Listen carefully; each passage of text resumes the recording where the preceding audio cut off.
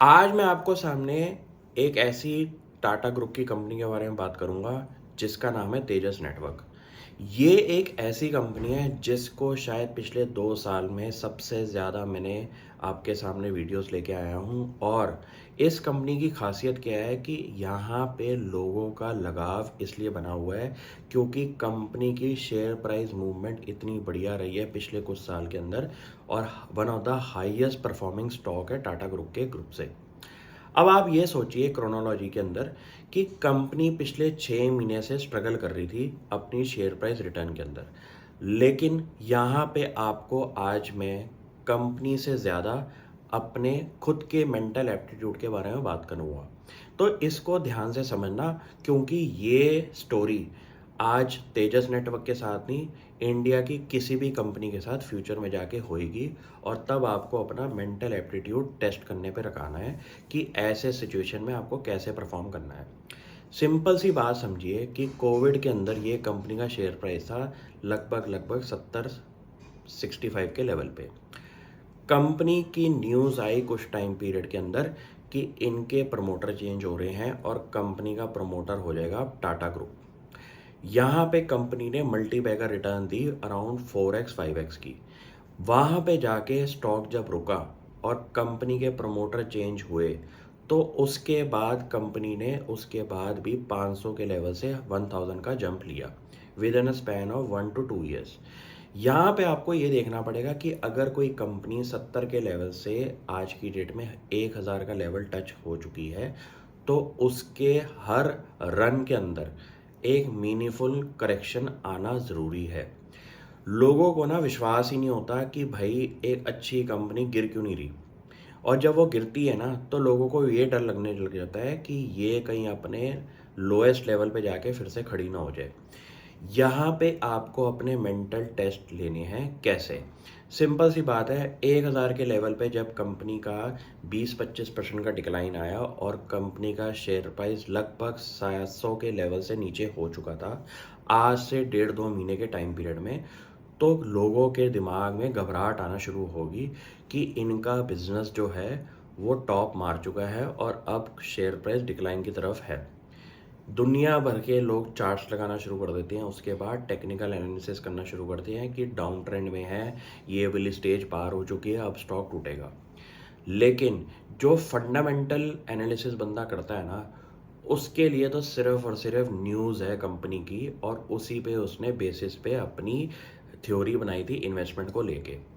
यहाँ पे आपको सबसे बड़ी दिक्कत कहाँ आती है कि आपकी कन्विक्शन को टेस्ट करने के लिए दुनिया भर के लोगों की एनालिसिस भी आ जाती है कि ये बेकार स्टॉक है, ये नहीं चलेगा, इसमें और गिरावट का पॉसिबिलिटी दिखाई दे रही है चार्ट्स के बेसिस पे।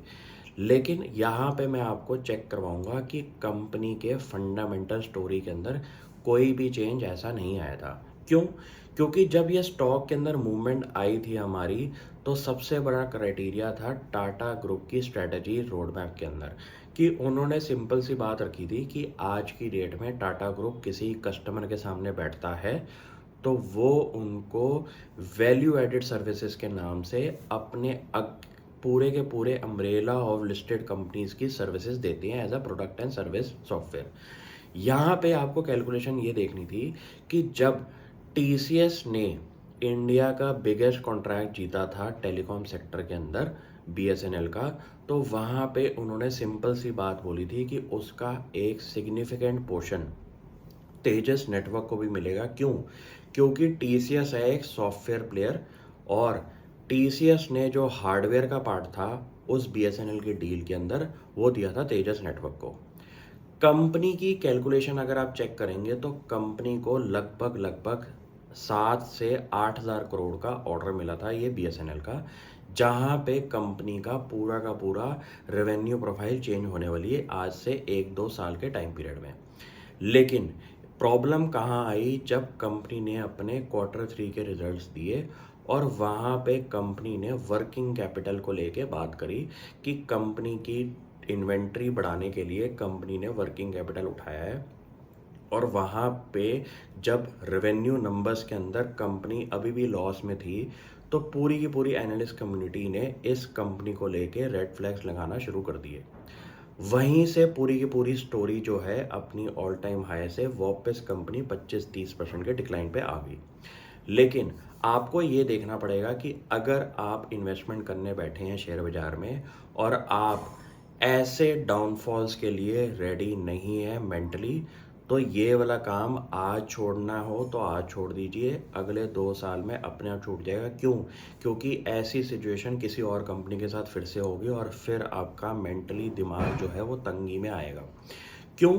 सिंपल सी कैलकुलेशन हुई कि Q3 और Q4 के टाइम पीरियड में कंपनी के शेयर प्राइस के अंदर लगभग 25-30% का डिक्लाइन आ चुका था और हर बंदे के दिमाग में नेगेटिव न्यूज़ फ्लो जो आ रही थी मार्केट के अंदर वो आ चुकी थी। सिंपल सी बात हुई कि जैसी कंपनी का Q4 का रिजल्ट आया, लगभग 40% का अपसाइड आ चुका है कंपनी के स्टॉक प्राइस में लास्ट 3-4 दिनों के अंदर। आपको ये देखना पड़ेगा कि Q3 और Q4 के अंदर कुछ सिग्निफिकेंट चेंज नहीं हुआ, जस्ट बिकॉज कंपनी की मैनेजमेंट की पॉजिटिव कमेंट्री थी इस डील को लेके और पूरी की पूरी कैलकुलेशन जो पिछले 6 महीने का डाउनसाइड में कंपनी देख रहे थे आप, वो पूरी की पूरी चेंज होगी। यहाँ पे मेरा सिर्फ एक क्वेश्चन है आप लोगों के लिए कि जब भी ऐसी सिचुएशन हो, अपने फैक्ट्स को 10 बारी चेक करें, 5 बारी चेक करें, लेकिन किसी चीज़ में जब आप कॉन्फिडेंस लेके बैठे हैं तो अपने कॉन्फिडेंस के ऊपर भी प्रॉमिस करें कि मैं अभी इसको और 6 महीने, 1 साल, 2 साल देखूंगा। क्योंकि क्या होता है कि हम हड़बड़ी के अंदर एक स्टॉक को लेके नेगेटिव व्यू बना लेते हैं और किसी स्टोरी को बनने के लिए थोड़ा टाइम लगेगा। स्टॉक प्राइस के अंदर प्रॉफिट बुकिंग जब आती है तो 25-30% का डिक्लाइन हिस्ट्री में आप चेक कर लीजिए, अच्छी कंपनी के अंदर एक अच्छा पार्ट माना जाता है। क्यों?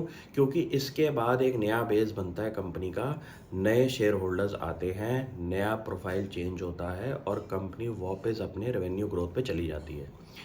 इस कैलकुलेशंस पे आप फोकस करें और ऐसी सिचुएशंस में फिर से अपने डेटा जो आपने कलेक्ट किया था एक कंपनी को लेके उसको क्रॉस चेक करें। Thank you.